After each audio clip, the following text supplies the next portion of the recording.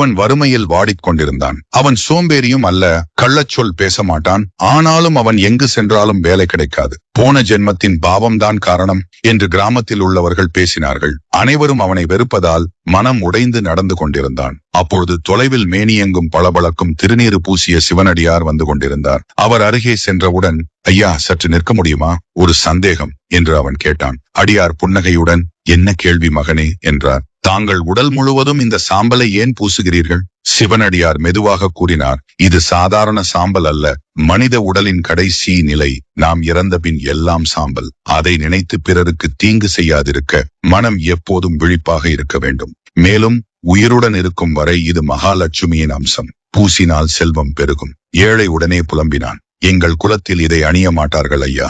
நானும் வறுமையில் வாடுகிறேன். அப்படியானால் நான் என்ன செய்வது? அடியார் சிரித்தபடி, நீ பூசாவிட்டாலும் பரவாயில்லை. ஆனால் திருநீறு பூசிய ஒருவரின் நெற்றியை தினமும் பார்த்தால் உன் வறுமை நீங்கும் என்று சொல்லி கிளம்பினார். அவன் மனதில் பூச தேவையில்லை, பார்த்தாலே போதும் என்று முடிவு செய்தான். அடுத்த நாள் அதிகாலையில் வீட்டின் எதிரில் திருநீரணிந்து அதிகாலை மண்ணெடுக்கச் செல்லும் குயவரின் நெற்றியை தரிசிக்க வேண்டும் என முடிவு செய்துவிட்டு அதிகாலை எழ வேண்டும் என்று உறங்க சென்றான். அதிகாலை எழுந்து தெருமுனையில் குயவரின் நெற்றி திருநீரை காண காத்திருந்தான். ஆனால் அதிகாலையில் குயவர் ஏற்கனவே புறப்பட்டு விட்டார். பரவாயில்லை, மண்ணெடுக்கும் இடத்திற்கே போய் பார்க்கலாம் என வயலுக்கு சென்றான்.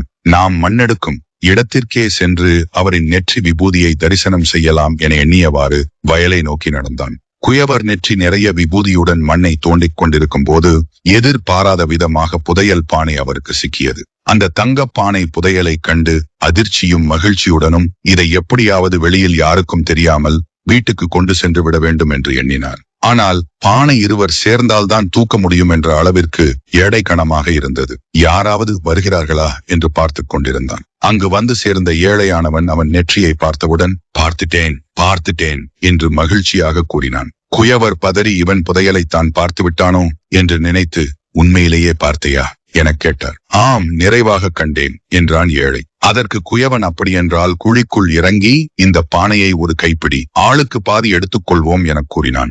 ஏழைக்கு அப்பொழுதுதான் உண்மை விளங்கியது. அப்போது சிந்தித்தான், நெற்றியை பார்த்ததற்கே தங்கம் பாதி கிடைத்தது. இன்னும் நாம் பூசினால் என்னென்ன நன்மைகள் கிடைக்கும் என்று தன் குல வழக்கத்தை தள்ளி வைத்துவிட்டு திருநீற்றை பூசினான். திருமூலர் சொல்வது போல, திருநீறு பூசினால் நோய், வறுமை, பில்லி சூனியம் அகலும். அழகு, ஞாபகம், புத்தி கூர்மை, ஞானம், சிவபதம் அனைத்தும் கிட்டும். திருநீறு வறுமையையும் பாவத்தையும் எரித்து சாம்பலாக்கும் பரம மருந்து.